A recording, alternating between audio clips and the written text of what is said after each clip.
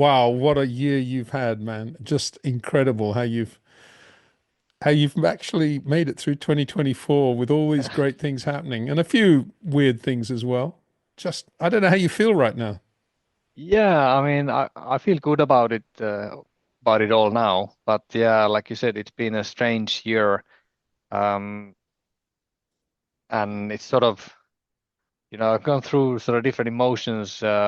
The beginning of the year when we found out the health issue that I had, and then sort of being a bit stressed about it, like what we're going to do about it. And then once we decided to go ahead with the operation, then just going into an unknown. You don't know how it's going to turn out after the operation. I mean, there's always a chance that it's going to be a good outcome, but also a chance that it doesn't go so well. And after that, it was a bit of a waiting game, how the recovery starts. And then when everything looked going well, then returning back to pretty much normal routine. So it's sort of roller coaster of emotions, if you like. But yeah, at the moment I feel good, and I'm glad that all is past now and behind us now. And yeah, looking forward to the future.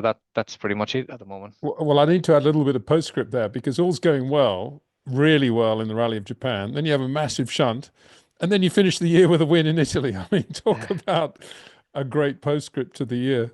Yeah, yeah. I mean, it was obviously great to great to be able to return back to rallying after the operation, and the recovery was progressing well enough to sort of return to normal activities and pretty much all the normal routines. Mm. And then sort of starting the rally is a bit steady, if you like. And then obviously the Rally Japan was going well.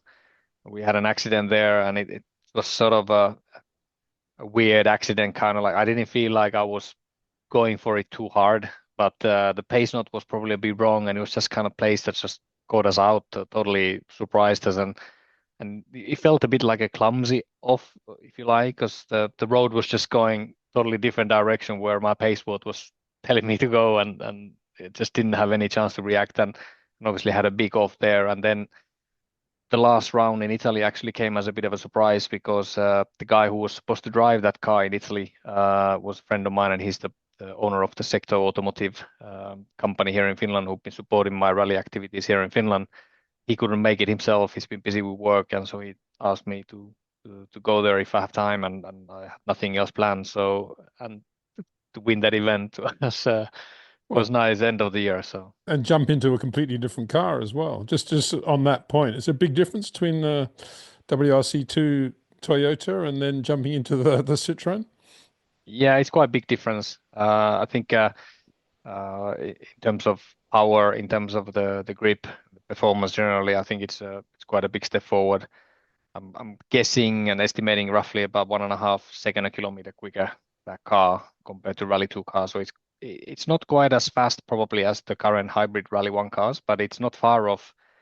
Um, it's sort of bit tuned WRC if you like. It's a WRC plus car, so there's a bit more power than the 2018 model had previously, and a bit more aero. There's a big diffuser at the back and Yeah, stuff. look So great. Big it diffuser. has a yeah, it has a I lot of called it grip, the hill and climb spec. That's probably incorrect to exactly. call it that. It is that.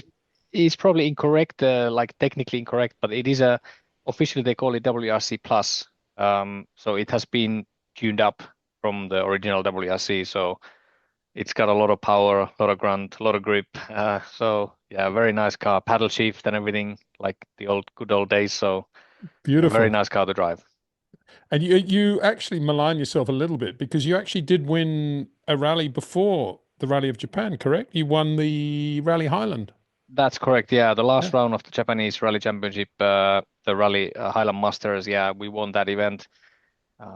So that was the first tarmac event of the year. It's a very well-known event for me. I've done it many, many years, and I know the stages. And we still had a good battle with Hiroki Arai. Yeah, Arai won the championship there this year, actually with our last year's car, Oh yeah. Skoda.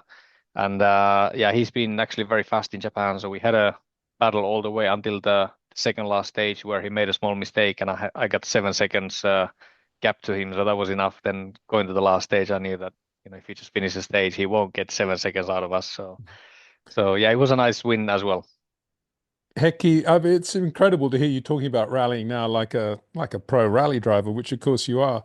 But I've got to think back to 2004, the race of champions in Paris, that day when I don't think you'd ever driven a rally car before that day, correct? Before the final there? Um, that's probably correct. Yeah, I hadn't driven that type of rally car, four-wheel drive rally car. No. Um, Actually, I might have driven it in the actually in the race of champions, but when it was originally in the Canary Islands, I went there in 1999. I went Okay. there and I think I drove the Seat WRC car there for one heat. But other than Okay. that, I hadn't driven a WRC car and not on tarmac because the event in Canary Islands that was gravel. So Yeah. that was the first time I've driven WRC car on tarmac. And yeah, You're going to have to go back there this year or next year to the Canary Islands. Anyway, I want to get back to the beginning now because obviously you are a mega fin in terms of your talent. And I want to know, I mean, you've won in Formula One, you've won in rallying, you've won in Super GT. You're a pretty serious golfer. What was in your mind when I don't know, when you were 13 years old? What did you want to be when you grew up? I mean, I was always interested in motorsport from a very young age. My father did some local rallying here in Finland, and I always, but pretty much as soon as I was able to walk, I was always with him and walking around the rally paddocks and service parks. But it was obviously sort of quite low level. But I think that's where I got the buzz into the cars and the rally cars. And to be honest, the rally has been um, first. Kind of like the first thing that I got into, and I started following it much earlier than the Formula One, for example. I remember the Group B cars when I was probably I'm born 81, so I was somewhere around 85, 86. Group B cars that I was following them already on TV, and I remember watching those cars on TV and some of the Finnish guys obviously driving it. And Formula One, I only remember when Häkkinen joined McLaren. I remember the qualifying in Portugal when he beat Senna. I remember that pretty much being the first session that I watched in Formula One.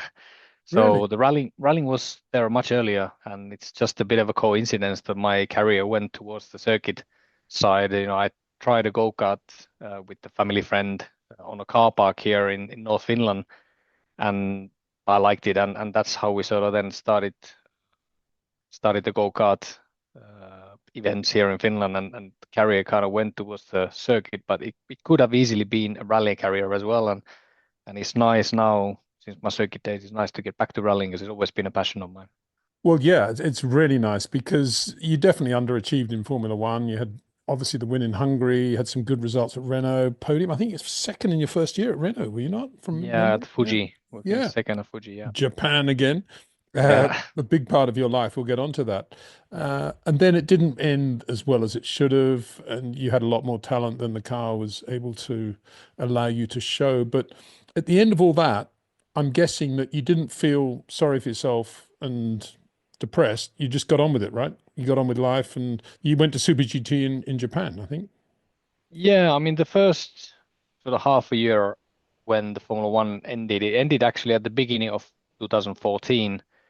I was promised, and I thought I was going to get the seat for 2014, and I was waiting until the January uh, when I got a text message from the team owner, Tony Fernandez, saying that sorry, we have to take other drivers. They're struggling with budget and stuff. Mm. And at that point, it was too difficult and too late to find anything else to do. All the seats in DTM and other circuit racing, you know, the WEC and whatever, they were all gone. So there was no option but to just sit out and figure out something later on. And the first sort of 6 months after that, beginning of 2014, the first half of 2014 was a bit sort of bit unknown, a bit sort of frustrating, like what to do. And I wasn't actually actively really looking even at that point. I was a bit fed up and a bit sort of disappointed that the Formula One ended earlier than I wanted. So I guess there was a bit of a searching time there. And then I got a contact from BMW to join the DTM test at Lousy String. I think it was sort of halfway through the year or something, July, August time. So I joined the DTM guys there with BMW. I did a half a day of testing, and it didn't lead to anything. They eventually took, I think they took Tom Blomqvist for the next season. But it was kind of like they had a look at it, and I mean it was an okay test, but I didn't feel like it was a super good test. I've been out of the any car for 6 months, and although I knew the circuit, I felt like I didn't really do that good job there. So, and actually the message that I got from BMW, they said that you are too advanced in your career to join our program, which is a bit weird. I think they could have just said that we're disappointed with the test and didn't want to take you. That would have been probably more fair. Strange. Yeah, but they worded it like that, and it made me just smile. Like they didn't want to tell me the truth, probably. But anyway, then after that, shortly after that, it was probably September time. I got a invite from Toyota to come to Japan to test the Super GT car at Suzuka. And I'd been following Super GT the past, and I knew the cars are very similar to DTM cars, and they're very nice cars, and the series is very popular in Japan. So then I decided to go there, and yeah, we had a very good test. Suzuka is a circuit that I love. It's one of the favorite circuits, ever driven a race car. And so it suited me very well. Did a good time there on the test. They didn't say it was a shootout, but Nicolas Lapierre turned out there as well. So I think it was a bit of a shootout. I just had to make sure that this time, I'll do a good enough job to convince them. And yeah, that's how I ended up in Japan. So, but yeah, Formula One ended a bit earlier than I wanted, and there was a bit of a searching period. And in Japan, did you have it in the back of your mind at some point to go back into rallying, or was this the career now, Super GT, to see where it would lead? I didn't have it in my head. I didn't have it planned. It sort of just happened. The sort of the motorsport circles in Japan, they're relatively small. And I just got to know the Katsuta family. So Takamoto's father and his grandfather, they are rallying in Japan, and I met them. I think maybe in an event in the Super GT event. We started talking about rallying. I just told them, oh yeah, I love rallying. It would be fun to do something one day. And they said, well, we've got a GT86. Would you like to try? And then when I had some time between some GT races, I thought, yeah, why not? And I went to try, did a few rallies in the GT86 rear-wheel drive rally car, and that's how the whole rallying thing started there.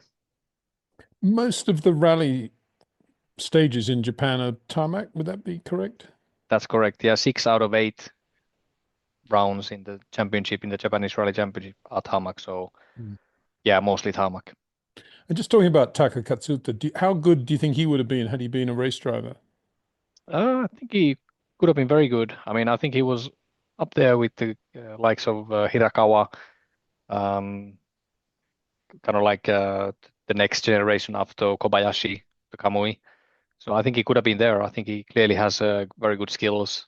He's a very level-headed guy.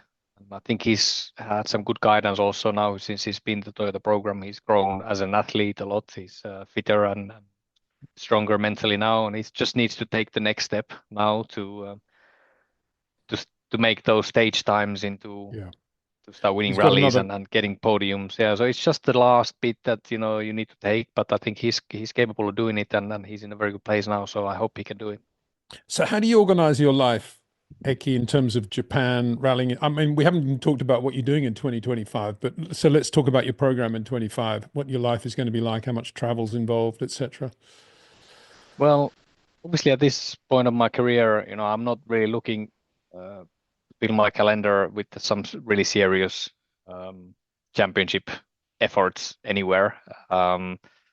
World Championship in rallying or in any sort of other category at the moment, it doesn't feel like it suits my schedule. I've got a 1.5-year-old son, and I quite enjoy being at home as well. So I don't want to fill my calendar too much, but I still have the passion to race and to do rallying.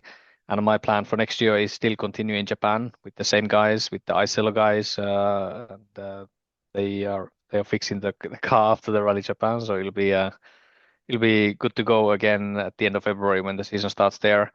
And then we are looking with Secto, possibly doing something in Europe as well. I'd like to do some tarmac events in Europe, whether they are European Championship or WRC events, or even some other national events in, I don't know, Italy, for example. Um, Still to be decided, but we are planning to do some events. So I still have the passion to do, and I think that's the main thing. Mm. When I feel I still can race and rally competitively, and I'm at the moment I'm healthy again and fit and well, so I don't see any reason why not. But I don't want to make it too serious. I don't want to have too No. big targets anymore, and becoming a world champion in rallying is not something that I'm dreaming of. So I try to find a good balance, and I think we have had in the last couple of years we've had pretty good balance. And I mean, I'm doing some TV work also for the Formula One races. I'm one of the experts for Viaplay, so it's Good. also something that keeps me in the loop of the Formula One circles, and it's something I enjoy to do. So there's all these included. There's plenty things to do. But in terms of doing that Japanese championship, how much you going back and forth from Finland to do that? That's a lot of travel, even that. Yeah, yeah, that's correct. I go back and forth between Japan and Finland, but I mean they have 8 rounds plus the WRC round, so it's 9 rounds, and it's roughly a week each time. So that's not too bad. The Mm. GT calendar was getting busier, and that's one of the reasons why I stopped the GT program there, because season starts already, the winter testing starts at the end of January, and then the last round is usually in November or beginning of December. And although there are some gaps in between the events, the all the simulation work that was also coming to those programs, and the factories had the simulators and stuff. So it became a full-on series, and you almost had to be based in Japan to be able to do it. So that was one of the main considerations that I decided that I don't want to be living full time in Japan, or I don't want to bring my family there. So the rallying works okay. It's enough events, but not too many events, so it works out fine.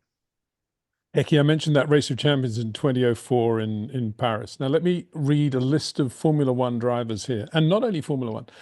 David Coulthard, Jean Alesi, Michael Schumacher, Sebastian Loeb, Felipe Massa, Sebastian Vettel. You've beaten them all one on one in stadium. What do we call them? Special stages, auto tests, whatever you want to call it. It's car control, it's precision, it's judgment, it's competition because you're one on one next to the guy, and you've beaten them all. And that isn't, oh well, it was just a stadium thing. There's definitely a message there about your detail of your driving. And I'm guessing you love that part of the rally art, correct? And let's Yeah, add to that, you beat Sami Pahari twice in the Rally of Japan because there were two separate events there. And Sami Pahari has just been hired as a factory Toyota full-time driver, and you're beating him. yeah, Impressive, very yeah, impressive, Heikki. yeah. It's a good record, and actually, the stadium stage that we've had in Rally Japan, I think I've had 4 runs there, and I beat Munster twice, and I beat Pajari now, and I beat uh, maybe Arai once, so that I'm unbeaten on that stage. So it seems that kind of stadium stages are suiting me well. I don't, yeah, I don't know why that is. I don't feel, particularly good or particularly bad on that kind of stages. I don't feel anything special. But I mean, I'm still sort of proud of those achievements. It's probably the Race of Champions 2004 when I beat all those guys, you know, and sort of caught them by surprise pretty much. They didn't really know me at that point. I was very No, much an up and coming guy. And I think I only got into that event because Kimi didn't want to go, Mika Salo didn't want to go, JJ Lehto didn't want to go, Häkkinen didn't want to go. All those sort of the current Finns, they were busy during the winter. And then they asked me, would you like to go? And I had nothing planned. So of course I wanted to go. And I already knew during the practice day 2004, one of the marshals came to me and said that you've been quickest on all cars. When we practiced with the buggies and with the rally cars and with the stuff, we had a run on each. He said that you've been quickest on all of them. So I thought, okay, that's strange. That's good. And yeah, I'm proud of those achievements. And um, well, I mean, to beat Michael as you did was amazing.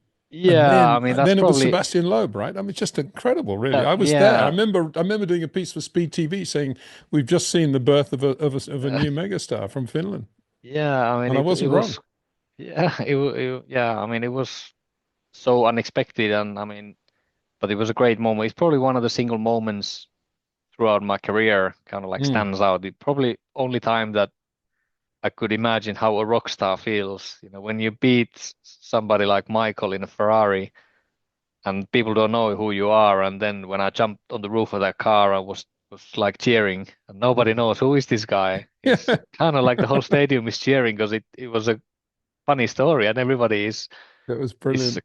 caught by surprise. So that was probably the only sort of rock star moment that I've ever felt, but it was a good moment, and my family was there. It was quite fun also for them to see how it all turned out. And then actually after the event, we went back to the hotel in the central Paris, and I got onto the lift with Jean Todt. And we were going up, and obviously I recognized him, and he was kind of looking at me a bit like, was this the guy? And then he just asked me, "What was your name again?" And so I introduced myself, and I said, "This is my name." And yeah, it Well, I was hope a then he knew what you'd achieved. I mean, obviously he had a great rally record himself, didn't he? Really, Yeah, that's really, right. really Yeah, and I good mean, yeah, they all co-driver. were probably a bit surprised, like, who is this guy? But I mean, it was in a way, even if it was kind of like a show event, and I mean, Mm, like you said, everybody is probably still going flat out and trying their best. It kind of put me on the map. yeah, Even the guys at Renault, Pat Simmons, for example, he said that was impressive, and it did good for my career, in terms of of course image it and did. in terms of like, Yeah. who is this guy? And he's a Renault junior at that point, and it did a lot of good for my career. So yeah, it was a nice moment. Overlap in skills between a Formula One car through Pouhon in Spa and a WRC2 car. I don't know where, let's take the most dramatic stage you've done. I mean, how do you see the overlap between rallying and Formula One in terms of skill set? I mean, Formula One is more precision. Probably a WRC, at the very top, the Rally One drivers, are getting and are stretching that somewhere near the F1 precision. But I still think that in rallying, it's not as precise. You cannot be as precise as at the circuit. But it's in the rallying, you have to. And you have actually different lines and different options to go through the corners, and you have to read that. It's a kind of different approach and different workload for the driver. It's still very, very difficult. Um, and the grip level in the rallying is changing constantly, so you have to factor that in as well. In circuit racing, usually the grip level is pretty constant, whether it's dry or wet. I mean, of course, you have some special events where some parts of the circuit is dry and some part is wet, and then you have to read that. But usually at the circuit, you are dealing with the fairly constant grip, whether it's low or high. You're dealing with the constant grip, and it's just about those last millimeters and centimeters that makes a difference between a very good driver and an average driver, and maybe 3/10 per lap. It's almost nothing through 5 or 6 Ks. Makes a difference between the very good and the average guy. So they are different kind of disciplines. Both are very difficult at the very very top. Of course. Um, Yeah. but I feel that in rallying you have more freedom to judge and more freedom and more options to go through corners. And then, I mean, in the rallying as well. Providing you've got the car control to live with Yeah, those options. yeah, of course. Yeah. And I mean, at this level, already in the sort of WRC2 level, most of the guys are, pretty skilled guys.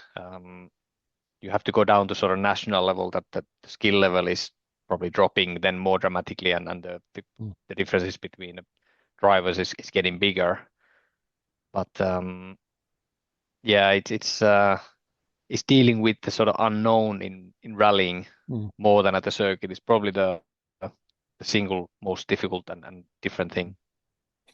Tell me, the handbrake in rallying, is that something that if you can get away with it, you want to use it as little as possible on the basis that setting the car up, but it is definitely slowing the car down? Is that something that's in your mind all the time? Trying to minimize the use of a handbrake? Yeah, absolutely, and especially on tarmac, it's something that it's a sort of easy get out of jail card to use, but it's not the best option. You most of the time you lose time. You will lose time, and um, on gravel events, sometimes it's actually better to be a bit more sideways, and you can throw the car with the handbrake more sideways and get the wheel spinning and the gravel out of the way. So you're trying to find some grip. But on tarmac, usually it's better way to try to not to use it. And certainly for myself, on tarmac, I try and use it as little as possible and trying to focus more on lines and it's something that I've seen in rallying. I mean, it's not as straightforward, obviously, because sometimes there are some ruts that you have to follow, but if the surface is clean, quite often the rally drivers don't optimize the lines. They go into the corner very early, they turn in early and make the corner very tight and want to hook to the inside instead of trying to find an optimum Mm. line and turning in later perhaps than they think and they feel. And that's something that I try to focus on tarmac, and I think that's something it's a sort of strength from my circuit background for Good. me. But obviously, then you have to read as well if the surface is dirty and if there are only two lines that are clean tarmac, then you obviously have to stay there. But that's something that I try to focus more on than using handbrake. But if you had to sum up what you love about rallying, would it be, on the one hand, the feeling of having got the slide perfectly set up and then the four-wheel drive just giving you a lovely neutral exit? Or is it the whole package? The co-driver, the weather, the different conditions, the travel, the different places. What is it about rallying? Is it which of those two is the most appealing for you? It is definitely the whole concept uh, uh, is the appealing factor for me. I quite enjoy doing the recce, doing the pace notes, and trying to make the pace note sound and look like the road is. It's a great feeling if the road looks like the pace notes that you've made. Also, it's a terrible feeling when sometimes when you haven't made so good pace notes and the road looks nothing like the co-driver is telling you. And it's a driver that makes the pace notes. But it's the whole package that I quite enjoy the dealing with the unknowns and dealing with the challenge of reading the road, trying to feel the grip, anticipate the grip, and if I feel that there's a beginning of the stage that the grip is good, then I try to push a bit more, and if I feel the grip isn't good, then try to back off the right amount. I quite enjoy that challenge and driving roads that I don't know so well, that I've only checked twice with the co-driver and then driving from the pace notes. It's a thrilling aspect of rallying, and it's those cars are also they're going quite fast and they're quite quick cars nowadays, even the Rally 2 cars. So it's a great feeling to to be on the knife edge of that unknown, if you like. Circuit is so you get so used to this grip and the where the corners go and where the lines are, and it's just then the fine tuning. It's of course that's exciting as well, and it's a different challenge, the fine tuning, finding that last Mm. tenth and last hundredth of a second. But the rallying it's different, and that's always something that has built to me. You probably would. You probably don't want to hear this, but you probably would have finished at least third in class in the Japanese rally, maybe even second. I don't know. But you had that shunt. Was that shunt because the co-driver got out of sync with the pace notes? I mean, does that happen quite often, or was it what do you put that down to? No, it was co-driver didn't get out of sync. I hadn't done actually that part of the stage in the past. It has been a road section in the past, and it was the last couple of kilometers of that stage was for the first time we were driving at full speed. But I knew the stage. I knew that end section. I've driven through it, but I still had made that pace note for that particular corner a bit wrong. I had it just a long medium right, but actually at the end of the corner it's getting tighter. I should have marked that tightening part. And I once we when we went through that corner through the recce, I remember thinking after the corner, ah, shit, is it tightening a little bit? And I thought about putting a mark there that it's tightening at the end so that I know that I won't arrive too fast. But then I looked at the surface and I felt like the grip looked quite good and the surface looked clean, and I thought I think it should be okay. I think it doesn't tighten that much, and I was just a bit careless there, and then when we arrived there, I entered the corner as a long medium right, so it's sort of same kind of like a constant radius corner, and just at the point where it getting tightening the corner where it tightens, there was also a little bit of dirt from the inside on the road. That those things combined just gave me no chance to then when the road was going tightening to the right, I was just going straight on, and it was not co-driver's mistake. It was simply my pace note mistake, and I didn't drive over the pace note. I drove according to the pace note, but it was too optimistic to note, and there was then no room to obviously go wide, and it was also a bit unlucky that had the access road not been there at the exit of the corner, I might have just been either in the ditch or just even got out of the place because I was still sort of the right front wheel was almost on the tarmac part. I was sort of leaning into the ditch, but obviously the access road then came and I hit with my left side, so the left door, if you like, and the car took off from there. So simply pace not mistake, and yeah, it's a bit annoying because I remember thinking about that corner. I should have marked it more carefully. But it was also a But reminder of how dangerous rallying can be, though, right? Because yeah, there's absolutely, Tanak absolutely. cars there in the bushes, and you landed on top of the Tanak car, right? Yeah, absolutely. And I mean, there was no warning. I mean, Oit's co-driver was actually still in the car, was collecting some stuff from their car, and I didn't see Oit at all. There was a triangle in the corner, but it was in the middle of that long right-hand corner. So it was, in my opinion, it was too late, and I didn't even see it. I just realized that we are going off the road, and as soon as I hit that access road and the car took off, and the rear of the car went up and the nose went down and I was in the air. I saw the Hyundai there, Oh, and then we landed on the roof, sort of quite a sort of hard impact on the roof, and then the car flipped back on its wheels and actually on top of Oit's car, Oit's and Martin's bonnet, and it was quite a big impact. I was almost probably for a second or two I was knocked out myself. I hit my head when we landed upside down, as I was a little bit sort of out of it for a second, but then I quite quickly sort of regained the composure and I knew what happened. And immediately I said to my co-driver, why wasn't anyone warning us? Because I saw the car, I saw Oit's car when I was in the air, and I saw that we were gonna land very near him. So immediately I had an idea on my head. Why wasn't anyone warning? Okay, it was probably a wrong pace note and we arrived too fast. But when somebody goes off, there should yeah, be yeah. somebody warning, and that was my first thought. Where was the crew? I didn't see them. But yeah, very lucky that nothing happened. I mean, it was a big impact.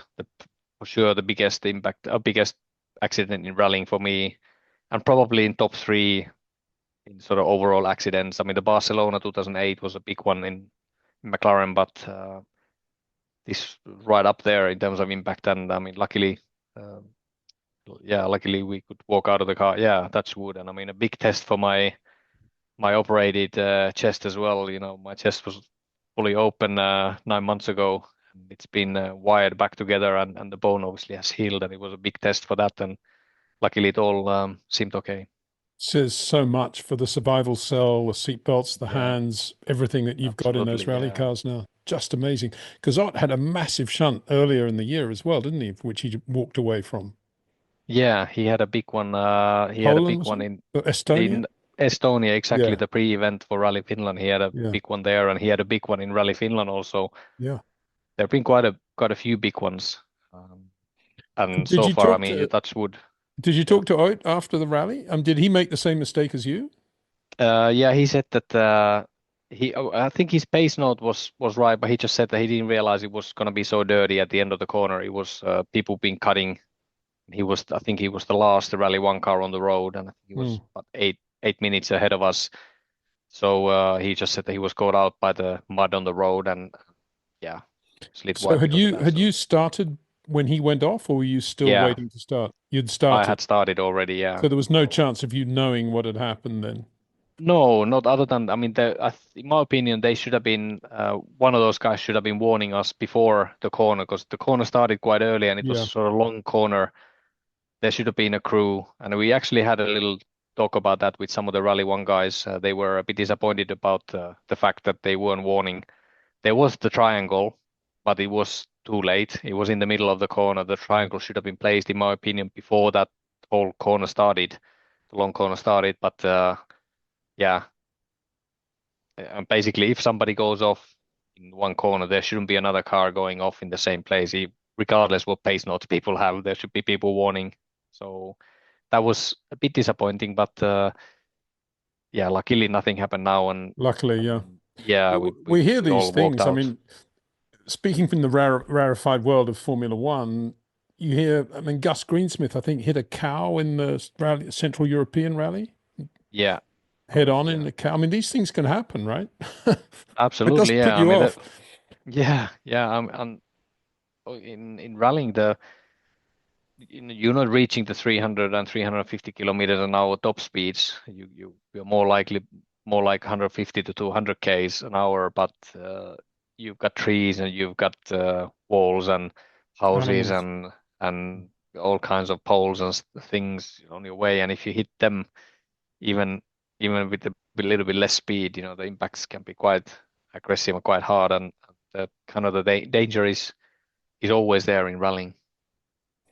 I was trying to think before we chatted about how many Formula One drivers who've won a Grand Prix have also gone on to win a rally or do very well in rallying. I mean, there's Robert Kubica's obvious. He won the WRC2, didn't he? He was really good in Correct. Yeah, he was rallying. very good. Yeah. Carlos Reutemann finished third twice, I think, in the Rally of Argentina. Sterling Moss was second in the Monte Carlo rally. But Heikki Kovalainen's up there. You've got, am I missing something here? You've got two wins in terms of the Japanese championship. Well, the Japanese championship, Yeah. how many wins have you had there? One win there and then one in Italy with the Union Rally. Is that it? No, yeah, this year we won one round, but I mean, I won the Japanese championship twice in a Yeah, row. Um, brilliant. the last 2 years, and obviously this year couldn't do more than half a year, so Mm. actually missed out on the championship. But yeah, that's correct. And I mean, we scored the World Championship point WRC on our first attempt 2 years ago, and I think that hasn't happened many times. Maybe Reutemann did that, and I remember I think seeing an only article Reutemann, about yeah. that. Well, probably Sterling Moss too. Yeah, exactly. There's not many guys that scored World No. Championship points, and we beat Well, Kimi Bajari never on the. did he? No, yeah, he didn't know. He was also apparently he was very fast during the test days, but the pace notes were challenging for him as well. I heard. I Yeah. mean, his car control was brilliant. He was really, really quick as Loeb or anyone during the test day. But then when you go to rallying and you have to start driving from the pace notes and with the pace notes, it's a totally different story. And yeah, that didn't work out for him. But You have a Japanese co-driver, I think, do you not? yeah, correct. In Japan, I've had the Japanese co-driver for all the way through those rallies. I guess you do everything in English. But yeah, we do Yep. everything in English, and I pretty much translated my Finnish pace notes just directly to English. And yeah, she's a pro co-driver. She's been co-driving there for years before, and she knows the scene there. And it's kind of easier overall when there's a person talking and speaking Japanese in the car in that championship because it's still a sort of national championship if it's very much sort of Japanese Mm. driven, Japanese people driven championship. So it's better to have somebody there that is a native Japanese and knows what people are saying and knows how to communicate with them. And she's a good co-driver. I mean, we over the years, I think we've both developed my skills of making the pace notes and her skills of reading and understanding what I'm trying to get from my pace note is sort of gotten to a reasonably good level now, and yeah, I'm quite happy with her. So she's doing a good And job. there's a refreshingly large number of women doing that in rallying now today, co-driving, correct? Yeah, that's correct. Yeah, more and more, and in Japan, it's very popular within the women being the co-drivers. There are loads of co-drivers in Japan, probably more than other countries that I've seen. But even in the other countries, I've seen more and more ladies coming, and they can be very good in many ways. Mm. We see some very good lady co-drivers, and yeah, they're very capable of doing a very good job. Do you know any Malkonen? I know very well. And yeah, Yeah, it's a shame she's not with with Sammy next year. What's the story there? Do you know? Yeah, I don't know the details. I just saw the news that Sami decided to change the co-driver for next year. Mm. It was a surprise for me as well. I've always listened to her reading and the sort of the way that she goes on about the job. She's always looked very professional, very switched on. Reading sounds very nice, very good. So I don't know the reasons behind. I guess it must maybe something on the personal level that just didn't click. I can't see anything professionally missing from her. I think she's Mm. capable of co-driving a Rally 1 car as well as a Rally 2 car. So yeah, it's a Well, shame for here's an her. idea, Heikki. You should team up with her for the Rally of I Finland in a yeah, I mean, yeah, you WRC2 never car. know. That would Yeah, be you never cool. know. You never know. Yeah, I mean, if we end up doing some events in Europe or in Italy or somewhere, I mean, yeah, you never know. She's definitely a great candidate for that. She's a very good co-driver. Heikki, golf. Where are you at with your golf career now?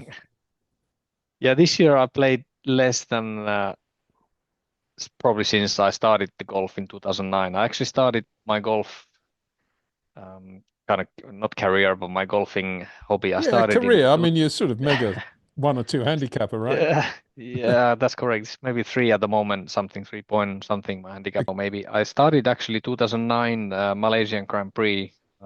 We had a day off, and my trainer at the time was actually a physio at the time was a physio from the Finnish Golfing Federation before, and then he was just asking one day, should we just go on the golf range and hit some balls, and that's how the golfing career started. And yeah, obviously over the years I played and practiced quite a lot. But this year I was only since we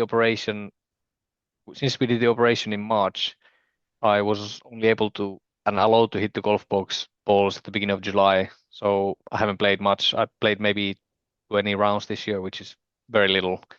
But yeah, it's just a hobby and it's something that takes my mind off the rallying and the other troubles. When you go on the golf course, you have plenty of troubles trying to hit the golf ball and stay on the fairways. Well, it's a little bit like rallying in that it's you against nature, which is a nice thing. And also, of course, it does require rhythm, timing, hand-eye coordination, a lot of the things that obviously make you super quick in a rally car and a Formula One car as well. Are you Yeah. going to try and do more, play more next year, do you think? Because Yeah, are you yeah, the still plan is promoting a tournament in Poland? yeah, that's correct. Yeah, we still have a tournament carrying my own name in Poland. Actually, that's it's also a sort of a long story, but to put it short, the golf course in Poland is owned by a Finnish businessman and is run by a son of the businessman.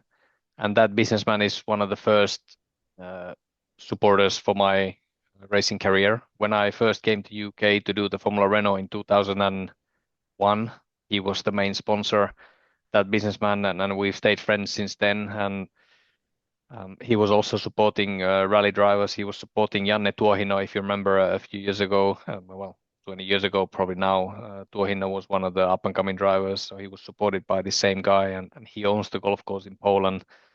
And we've had the tournament there since 2009, Mm. since my Formula One days, and we still go there, and it's a great event. And yeah, I'm planning to go there again next year, but hopefully, yeah, hopefully can hit some balls over the winter and start playing again and play a bit more next year. So you say over the winter, where is home for you now? Home is Finland at the moment. We are staying in Helsinki most of the time, and then we have a place in North Finland where we actually are right now, in That's because it Kuusamo. was Christmas and you needed to be near Santa, right? Correct. Yeah, exactly. Yeah, exactly. Yeah. And my parents live about an hour and a half from where our sort of winter cottage is, so it's also a chance to see my parents. And then there's some more snow here in Helsinki. Quite often there isn't that much snow, so it doesn't feel like proper winter. So you need to get further north to feel like a proper winter. So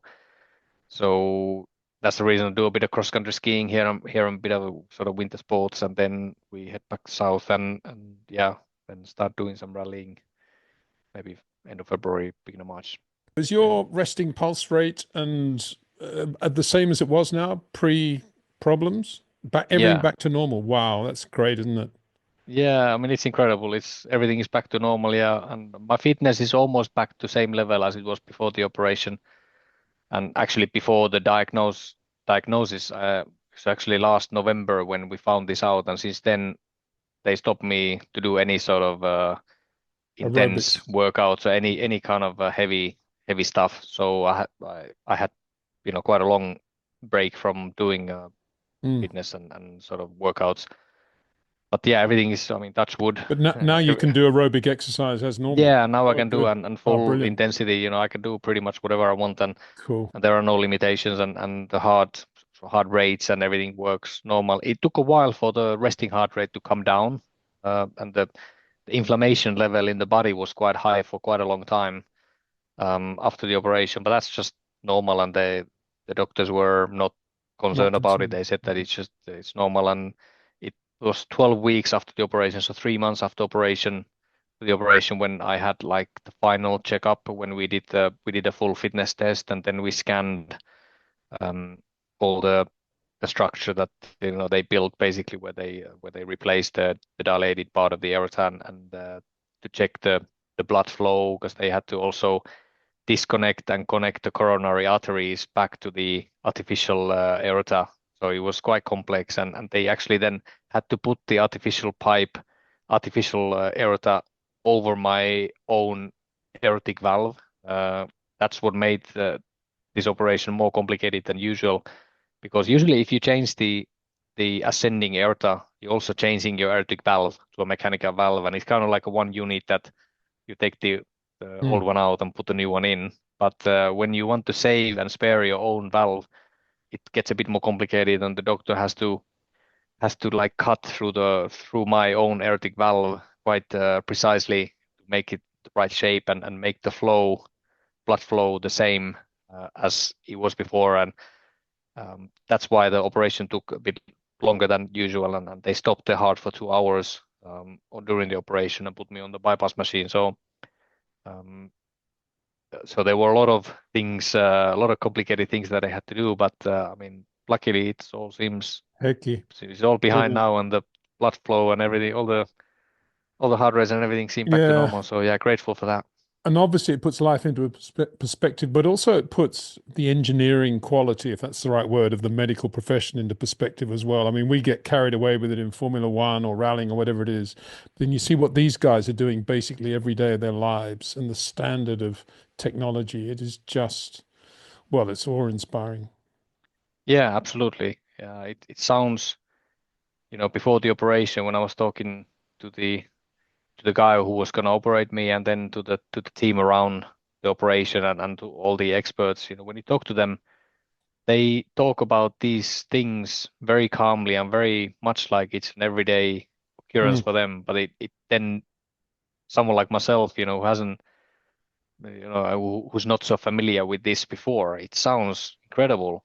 mm, They talk about stopping the heart and putting you on the bypass machine and opening the chest and cutting and sewing and stuff. mm. It sounds like an everyday, and it is an everyday job for them. Yeah, They make it sound so calm and so easy, yet it's quite incredible what they can do nowadays. yeah. And you're just grateful that we have these people in the world, and in especially in Finland, the level of the heart care, if you like, and that kind of operations, the care is very high. We have a lot of not a lot, but we have some very good doctors and very specialized doctors to that.